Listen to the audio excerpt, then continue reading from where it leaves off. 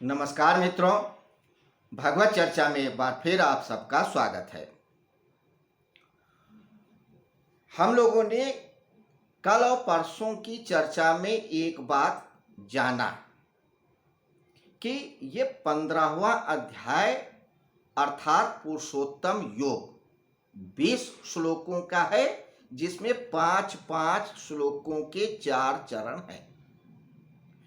पहले चरण में यानी शुरुआत के 5 श्लोकों में भगवान ने इस सारे पसारे को एक उल्टे वटवृक्ष के रूप में परिकल्पित किया, जिसकी जड़ें परासत्ता में हैं और अपरासत्ता में उसकी शाखाएं, कोपलें और फल फूल है। दूसरे 5 श्लोकों के जो प्रकरण हैं उनमें भगवान श्री कृष्ण ने ये बताया कि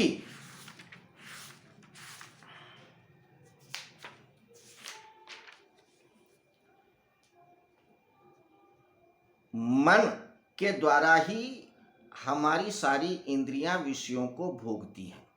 अब मन ही के द्वारा परासत्ता और अपरासत्ता में एक जुड़ाव है, एक लगाव है, एक संबंध है और मन ही मनुष्य को परासत्ता अपरासत्ता से जोड़ता है। मन ही वो पुल है जो जन्म मरण के चक्कर में रखता है। तीसरे प्रकरण में हम लोग देख रहे हैं कि भगवान श्री कृष्ण अपनी महत्ता, सत्ता, प्रभुता को बता रहे हैं। महत्ता, सत्ता, प्रभुता को इसलिए बता रहे हैं कि जब तक मनुष्य किसी का प्रभाव, किसी का ऐश्वर्य, किसी की शक्ति को नहीं जानता है तब तक प्रभावित नहीं होता, उसे मानता ही नहीं। इसलिए भगवान श्री कृष्ण एक बार फिर से अपनी सत्ता और महत्ता का बखान कर रहे हैं। वो उनका अहंकार नहीं है, वो उनकी दया है, ममता है कि वो ये चाहते हैं कि भक्त, कोई भी भक्त हो, चाहे अर्जुन हो या कोई भी हो, वो मेरी शरण में आ जाए, क्योंकि ईश्वर के अलावा कहीं कुछ भी नहीं है। और इसी संदर्भ में उन्होंने बताया कि प्रकाश देने वाले तीनों पदार्थ सूर्य, चंद्र और अग्नि, इन्हीं की शक्ति से प्रकाश उत्पन्न करते हैं।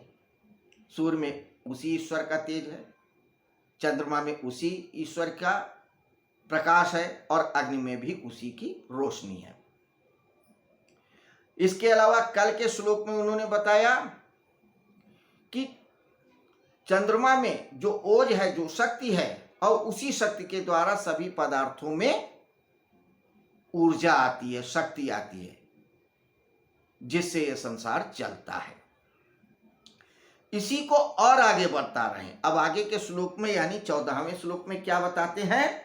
अहम वैश्वानरो भूत्वा प्राणिनाम देहम आश्रिता प्राणापान समायुक्ता पचाम्यन्नम चतुर्विधम। हिंदी में अर्थ जान लेते हैं, फिर उस पर थोड़ी सी चर्चा करेंगे। हिंदी में कहते हैं प्राणियों में, शरीर में, प्राणियों के शरीर में रहने वाला मैं प्राण अपान से युक्त वैश्वानर यानी जठराग्नि हो करके 4 प्रकार के अन्न को पचाता है या पचाता हूं। अहम वैश्वानरो, वैश्वानर का यहां पे अर्थ है जठराग्नि। पेट में हमारी एक अग्नि होती है जो कि भोजन को पचाती है, उसे जठराग्नि कहते हैं। यहां पे वैश्वानर से उसी अग्नि से तात्पर्य है कि सभी पदार्थों में जो शक्ति रहती है वो मेरी है और इस शक्ति को पेट में रहने वाली जठराग्नि के द्वारा मनुष्य पचाता है या जीव पचाते हैं। थोड़ा सा और क्लियर करिए। पदार्थों में शक्ति आती है सूर्य से, चंद्र से, अग्नि से। वो शक्ति ईश्वर की है पदार्थों में, और पदार्थों से आती है भोजन के रूप में। भोजन को जब मनुष्य ग्रहण करता है, जीव जंतु भी ग्रहण करता है, तो उससे उनको ऊर्जा मिलती, ताकत मिलती, जीवन मिलता है। और ये जो अन्न पचाते हैं ये 4 प्रकार के होते हैं। पचाम्यन्नम चतुर्विधम, ये 4 प्रकार के अन्न मनुष्य पचाता है। अभी हम लोग सिर्फ शब्दार्थ पे जा रहे हैं, शब्दार्थ ही समझिए। 4 प्रकार से कैसे? कुछ पदार्थ मनुष्य दांत से काट करके खाता है, तो भोज, दांतों से चबा चबा करके काट काट के करता है, उसे हम कहते हैं भोज पदार्थ, कहते हैं भोजन कर रहे हैं क्योंकि दांतों से चबाते हैं। कुछ पदार्थ ऐसे हैं पेय, पी करके हम लोग करते हैं, जैसे जल है, दुग्ध है, जूस है, हम लोग पी करके अपने अंदर ग्रहण करते हैं, उससे शक्ति प्राप्त करते हैं। तो जो पदार्थ रस के तरह होते हैं और पी करके पचाते हैं, एक वो तरीका हो गया। तीसरा होता है चूस, हम लोग चूस करके खाते हैं, जैसे गन्ने की गडेरी है इत्यादि वगैरह। इसके अलावा लेह, कुछ चीजों को हम चाट के खाते हैं, जैसे चटनी है, अचार है इत्यादि। तो 4 प्रकार से हम अन्नों को पचाते हैं, दांतों से कूंच करके, पी करके, चूस करके और चाट करके। इस प्रकार से हम 4 तरीके का हम स्वाद लेते हैं, 4 तरीके से अन्न को पचाते हैं। लेकिन ये जो 4 प्रकार के अन्न पचाते हैं वो हमारी वजह से है, उस अन्न में जो ताकत है वो मेरी वजह से है, और अन्नों में जो ताकत आती है वो भी मेरी वजह से है। तो कुल मिलाकर के सब कुछ ईश्वर की वजह से ही है और कुछ नहीं है। हमारी आंख भी देखती है ना, तो आंख मन के द्वारा देख पाती है। अगर हमारा मन किसी चीज में लगा है तो सामने की चीज भी नहीं दिखती है, वस्तु नहीं दिखेगी, क्योंकि मन कहीं और है। कोई चीज हमें सुनना है तो मन को लगाना पड़ता है, वरना कान में बहुत सारी ध्वनियां आती, लेकिन हम सुनते उसी को जिस तरफ हमारा ध्यान होता है। ऐसे ही हर इंद्रियों को समझे।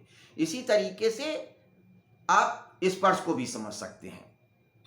मगर मन किसकी वजह से लगता है? आत्मा की वजह से। आत्मा की यहाँ कौन है? ईश्वर का अंश है, ममैवांशो जीवलोके। तो मन जो कार्य करता है उस आत्मा की वजह से कार्य करता है। आत्मा परमात्मा का ही अंश है, इंद्रियां भी मन की वजह से काम करती हैं। तो इंद्रियां किसकी वजह से काम करती हैं? उस शक्ति की वजह से काम करती हैं जो भोजन से मिलती है। भोजन को शक्ति किससे मिलती है? सूर्य से, चंद्र से। सूर्य चंद्र को शक्ति किससे मिलती है? परमात्मा से। तो कुल मिलाकर के हर तरफ परमात्मा ही परमात्मा है, परमात्मा के सिवाय कुछ भी नहीं है। यही भगवान श्री कृष्ण कहते हैं वासुदेवा सर्वम, कि सब कुछ मैं ही हूं। तो इस 14वें श्लोक में हमने ये पढ़ा कि भगवान श्री कृष्ण ये कहते हैं कि सारे प्राणियों की देह में जो भी है शक्ति देने वाला, ऊर्जा देने वाला, वो मैं ही हूं। और ये ऊर्जा मिलती है अन्न को खाने से। अन्न में जो शक्ति आती है वो मेरे ही द्वारा आती है। समझ ही गए? अब इसमें देखिए, इस श्लोक में एक बात और कही है, प्राणा अपान समायुक्ता। प्राण और अपान 2 शब्द और आए हैं, इनको भी थोड़ा समझ लें। एक्चुअली हमारे शरीर में बहुत प्रकार की वायु होती है, वायु मुख्य है। अगर हमको ना मिले श्वास के द्वारा तो हम जिंदा नहीं रह सकते। हमारे अंदर जो प्राण है, जो ऊर्जा है जिससे हम जीवित रहते हैं, वो वायु के ही द्वारा आती है। ये वायु शरीर के अंदर 5 प्रकार से कार्य करती है, 5 मुख्य प्रकार से कार्य करती है।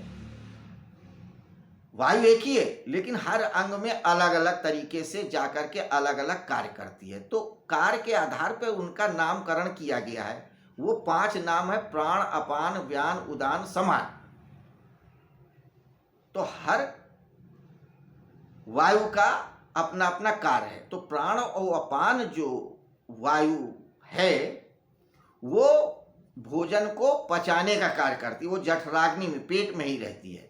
तो ये भोजन को पचाने का काम करती है। इसलिए कहते हैं कि प्राणापान समायुक्ता पचाम्यन्नम चतुर्विधम, कि प्राण और अपान के द्वारा जो हम भोजन पचाते हैं 4 प्रकार का, उसमें शक्ति मेरी ही है। तो एक एक शब्दों को लेकर के हम चल रहे हैं। तो अहम वैश्वानरो भूत्वा प्राणिनाम देहम आश्रिता प्राणापान समायुक्ता पचाम्यन्नम चतुर्विधम, कि प्राणियों के शरीर में रहने वाला मैं प्राण अपान से युक्त वैश्वानर यानी जठराग्नि होकर 4 प्रकार के अन्न को पचाता हूं। तो पहले कुछ भूतों में बताई अपनी महत्ता, फिर सारे भूतों में अपनी महत्ता बताई, फिर सारे भूतों के बाद हमारे अंदर जो शरीर में ऊर्जा है, शक्ति है, जो आता है, अन्न आता है, उसके भी महत्ता बताई। अब तीसरे प्रकरण के आखिरी श्लोक में यानी 15वें श्लोक में भगवान श्री कृष्ण क्या बताएंगे, ये हम कल की चर्चा में देखेंगे। आज इतना ही, एक ही एक श्लोक। तो 15वां श्लोक कल हमारा चर्चा में रहेगा। तब तक के लिए आप लोगों से हम आज्ञा चाहेंगे। फिर मिलेंगे इसी समय, इसी तरह, इसी जगह। नमस्कार, शुभ रात्रि।